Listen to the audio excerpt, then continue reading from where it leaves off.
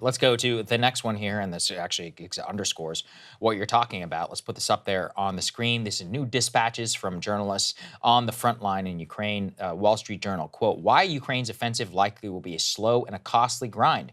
Kyiv and Moscow have spent months preparing for fighting along a vast front line. And specifically what they talk about here is that Ukraine has not had the option because they have not been able to have overwhelming ground assault flying beneath gunships blasting open on a path. Right now, Kyiv troops are running into Russian air superiority along the front line, which has been unable to give them the offensive advantage of combined tactics that basically have been a feature of advancing warfare ever since the Second World War. What they point to also is that, quote, they have been preparing for a long time. They have learned from some of their mistakes in Kharkiv, but that the fighting unfolding now, which is effectively just a slugfest on the battlefield, is fundamentally a battle of readiness. Both sides, since the middle of last year, mustering weapons, troops, and defensive positions for what they knew would be a pivotal moment. Unfortunately for them, despite amassing billions and billions of dollars, Moscow still has called up over 200,000 soldiers. They have dug trenches, they've prepared firing positions to stop the Ukrainians,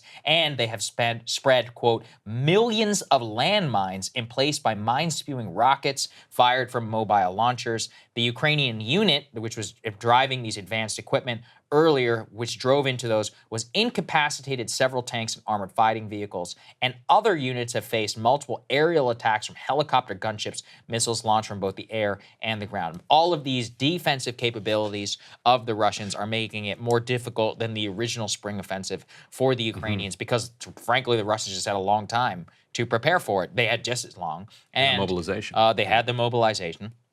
It also gets to something we pointed out here, which a lot of people didn't want to hear, but clearly the Ukrainian effort to waste tens of billions of dollars in their latest campaign, effectively in a complete battle of attrition street by street, of which they ultimately lost after being pushed out of the city, was obviously a colossal mistake, because that's exactly what U.S. generals told them not to do.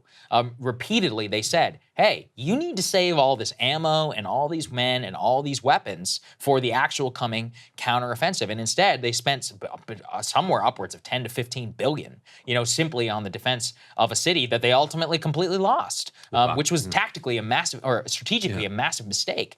They said they were bleeding the Russians dry. It's like, well, the Russians have more troops. They have an unlimited number of men. They have an industrial base. They have a real military that they're able to resupply and able to manufacture. They have all of the defensive capabilities of a real nation state. You're a nation being literally invaded. Right now, it's very difficult for you. Right. Ukraine can't win a war of attrition against Russia for the reasons that you pointed out. One, just the immense population advantage that Russia has, and its willingness to kind of grab people and throw them into the meat grinder of the front lines, as well as you said, the Ukrainian economy is absolutely destroyed because they are currently the scene of a gruesome war. Russia is not. Russia, there was a fire in Moscow yesterday that was making news. There have been, sporadic kind of attacks across the border by, Ukrainian-linked independent pro-Russian, anti-Russian groups or whatever. But that's it. They're not facing a full-scale war. So it's not the same thing as your capital being literally bombed multiple times overnight. Constantly, having to dig a trench and lose electricity. 1,000-plus-mile front line. So yes. So as a result, they need big sweeping victories like they had with that surprise counteroffensive, and there just isn't the space for a surprise. Now, we're early. You can put up this next let's put the next one, element please, from up there Kyiv on the screen. which is saying, which is just brutal news for the Ukrainian forces here, saying that they're going to be pausing and reevaluating. Possibly pausing. Possibly pausing.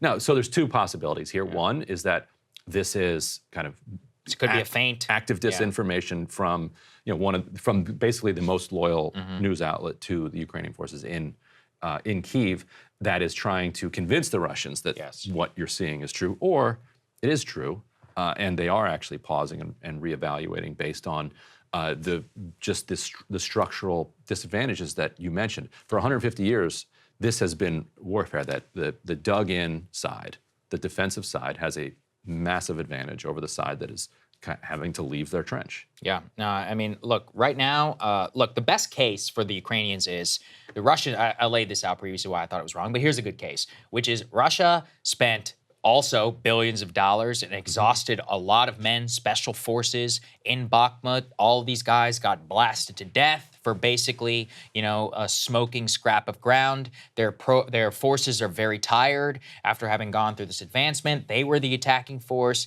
and now they're on the back foot. While it is easier to defend, their lack of morale, being tired, watching their friends die, they're not in the fight. They don't want to be there. Yeah, I mean, they literally don't want to be there, most of them. Can you imagine being put in that situation? And so they're the ones who are more likely to flee, and all it takes is one. You just need one breakthrough. The pushback that I've seen to that is just simply that, given the defensive capabilities of the Russians and their current air superiority on the front line, that it's just very, very difficult for them to be able to push through. Part of why the Ukrainians, what do they want more than anything? F-16, specifically to try and challenge this air superiority. But of course, they claim they won't use it inside of Russia, right, Ryan? We should totally believe that. Let's go and put this final one up there on the screen just to show you the expanding consequences of this. The New York Times put together a story where you can believe it if you want, saying why the evidence suggests Russia has blown up the Kakhovka Dam. The dam in Ukraine was designed to withstand almost any attack imaginable from the outside. Evidence suggests right now that Russia blew it up from within. They used some, they used some forensic analysis and analysis of what the quote-unquote Achilles heel inside of the dam was that was built during Soviet times. Because Moscow had the engineering drawings and knew the exact place where to blow up the dam, they say it was more likely that they did it. And because they had control of the dam at the time, that it was obviously going to be easier for them to be able to plant an internal device. At the same time, it's not like the Ukrainians hadn't had control of the dam, so they possibly also had access to that. And it's also not like blowing up infrastructure by infiltrating it through spy plots, like as in the case of the Crimean Bridge, that they have done that before or mounted attacks inside of Russia. So look, the evidence, they say, it was likely crippled, set off an explosion by the side that controls it. But of course, they haven't proven it by any definitive way. Yeah, and it's difficult to know what and when and how to believe the media in normal times. When it comes to wartime, there's so much propaganda that you have to sift through to try to get to the truth. But I do encourage people to read this piece because, we don't know. Information is good. I learned a lot about the dam. I was like, that's interesting. Whoever did it, I was like, all right, well, the dam clearly blew up from the inside. Very likely blew up from the inside. The argument does seem strong that in order for this dam to get blown up, because it was Soviet era, intended to be able to withstand an attack from the United States, basically, or from Germany, that there was only one way to blow it up, and that's with massive amounts of explosives, put inside the dam, way down below. Then they have some corroborating evidence that there are massive explosions, if you believe that corroborating evidence. And maybe the most telling detail is that you ought to have been able to see the foundation all the way across it if the foundation wasn't blown. But there's this area where you can see that the foundation is missing. And so it does seem that somebody blew that. How Ukraine would get in there is difficult to imagine. Like how they could possibly get, so to me, the logic and the evidence does point in that direction, but we're still too early in the fog of war to be able to say definitively. Here's what we can say definitively: it was a disaster for a lot of people. For millions of people. For millions of people, they got flooded out of their homes. They think disease is now going to proliferate, and war is hell. It truly is. Hey guys, if you like that video, go to breakingpoints.com, become a premium subscriber, and help us build the best independent media organization on the planet. That's right. We're subscriber funded. We're building something new. We want to replace these failing mainstream media organizations. So again, to subscribe, it's breakingpoints.com.